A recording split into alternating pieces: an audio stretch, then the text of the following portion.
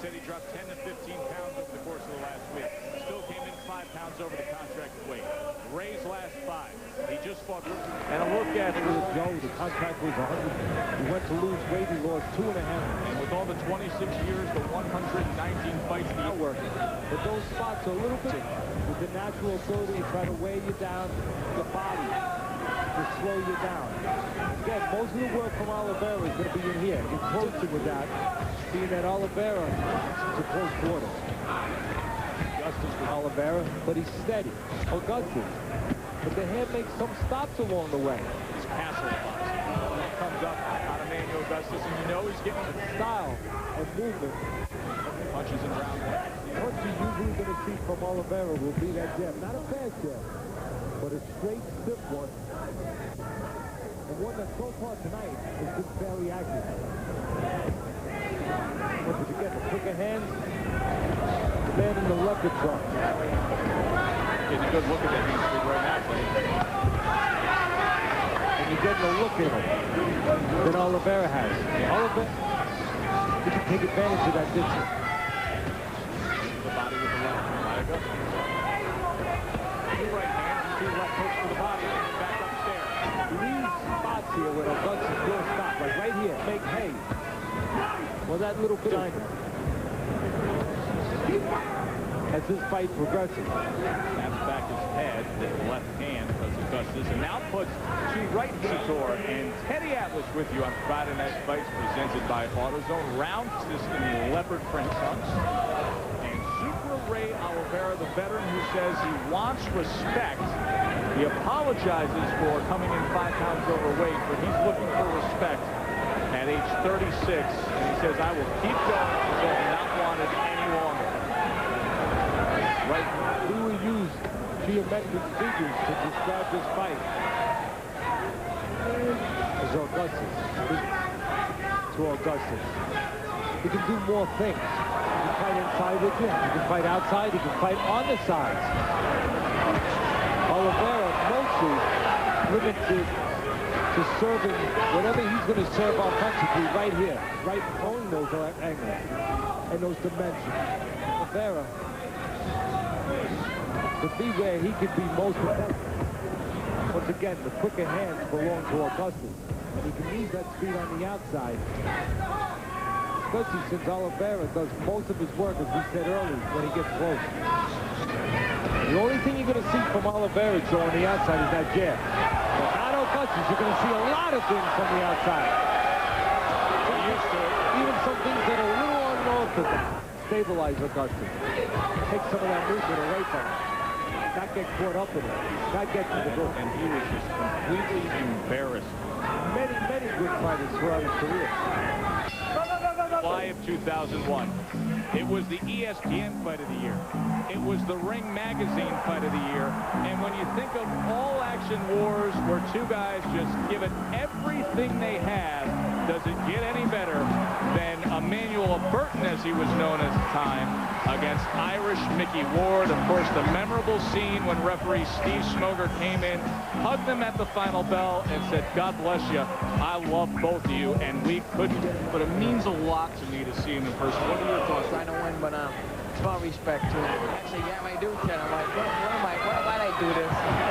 Now here's Augustus with the showboating and a left hooker cut that comes in. And this is what he just loves to do, the stylist. Well, let's talk about what this can do. This can do a couple of things. One, it can definitely distract his opponent. Although his opponent, Ray Oliveira, a guy who's fought for the world title, the IBF Junior Welterweight world title, and has fought 7 current or former world champions, should be experienced enough to deal with that. But it can distract your opponent. It also can take you a little bit out of the fight. Oh, what an uppercut! And like I said, it can mesmerize your opponent and set up big shots. Now, the last thing it can do, can it hurt you on the scorecard? Can it hurt you with the judges? It has sometimes in the past. Even though it should be all about the punching. But sometimes it's not. Right now it is distracting Oliveira. It'll beat you in the mind. Mickey, that's a great way to describe it. You said the puppet stuff, because what I've always seen through the years is it's almost as if a string. The legs in the air, you're going to tag them. number one, keep your composure, as you just said, and make sure your hands go, because Come on, guys. When you catch him, you can hurt him, but he's so elite. well, that's good advice, Mickey. And as you said, one thing that you can't teach, and that's hard. And That's right. your nephew showed plenty of that, getting off the floor early in his first pro debut, in his first fight, in the first round, getting off the floor and making it a close fight. Right, Teddy. You can show technique all you want, Teddy, in a different style or different methods or what have you, but you either have it or you don't. Either you have it or you don't. He showed he did, Teddy. Now he's just going to sharpen up on the skills. I agree with you. He showed the trademark of that board. Round number 4, Ray Oliveira at 100. He's reserved his energy right now, doing it. So he's keeping his energy. And he can go to the body and start to take maybe some of those low He's like, even though he's been fighting, he's not. Well, that's why right now, Ray's got to make the most of his opportunity. Exactly, and he is, but he's laying in there. He's punching in there, but he's Effective work that you'd like to see him doing, and there's a good example of what you're saying. Giving a little opportunity now for Augustus to explode. Augustus lets his hands go. Mickey, thank you so much for visiting with us. Hey, listen, Thank best you. of luck to Thank you, your John. nephew. I know you're a great influence in his life, and all your great contributions to the sport continue onward. Thank you, Lord. Good having you, Mickey. Final minute here is round number 5. These two guys haven't moved for a good minute and a half. Ray Oliveira pops a right hand in there. Emanuel Augustus waits for the opportunities to put 10 punches. And he does just that. Uppercut comes in for Augustus. Right hand.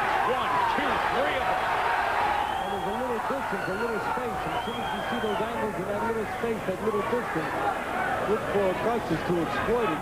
25 punches in this round as we come to the end of round number 5. We come to the halfway point of this scheduled 10-rounder, and we check in with Christy Martin and Brian Kenny. Brian, the best, then go for it. And here he comes out in round 6, already starting with that form, so let's see if he goes to it. Hands down, side to side, knees up, and firing off right hands that are swaying behind him, and then all of a sudden they're landing flush. CompuBox numbers from round 5 look at the punches. 56 out of 108 for Augustus, and Oliveira on the other side threw 143. Good stuff. Right hand comes in as Super Ray falls him back.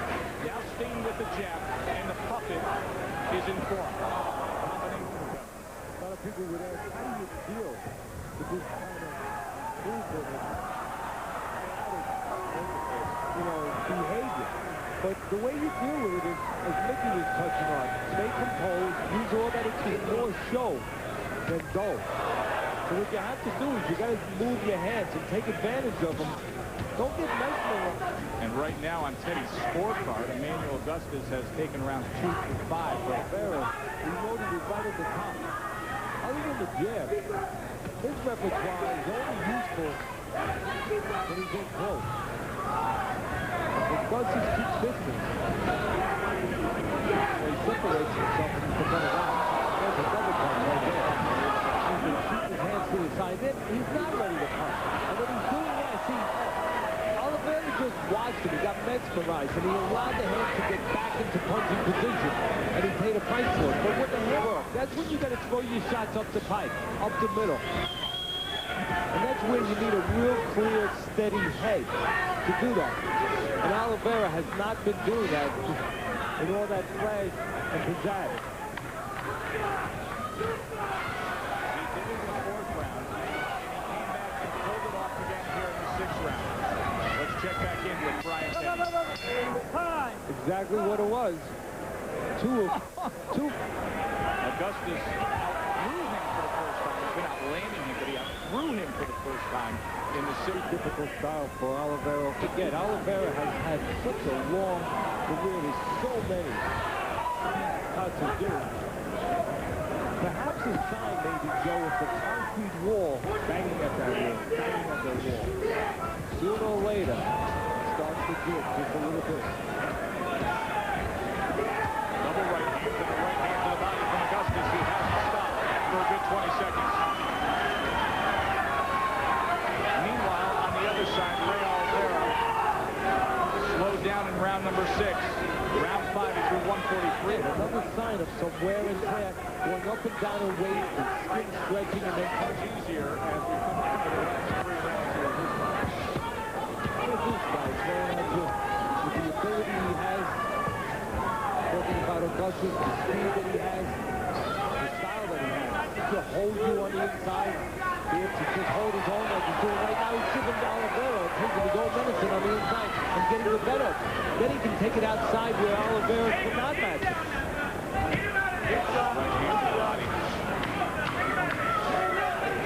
Emanuel Augustus seemingly in total control now as we're in the 7th round against Ray Oliveira. Tessitore and Teddy Atlas ringside with you.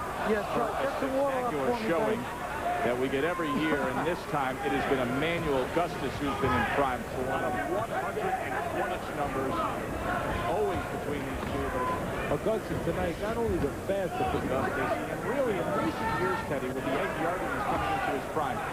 Let's bring in Scully, the trainer for Super Ray Oliveira. Ice, how do you solve this problem that Ray has in front of him? What do you tell him? I mean, with Ray at this point in his career, I mean, I think he can't let this guy run around and razzle-dazzle the crowd and pick him off with these sharp and pick him off with these sharp shots. The guy's really hard to fight. He's hard to box. And yes, 1988 to 2001 spans his career, and a good trainer too. But right now, working with an old fighter in the twilight of his career, Ray Oliveira.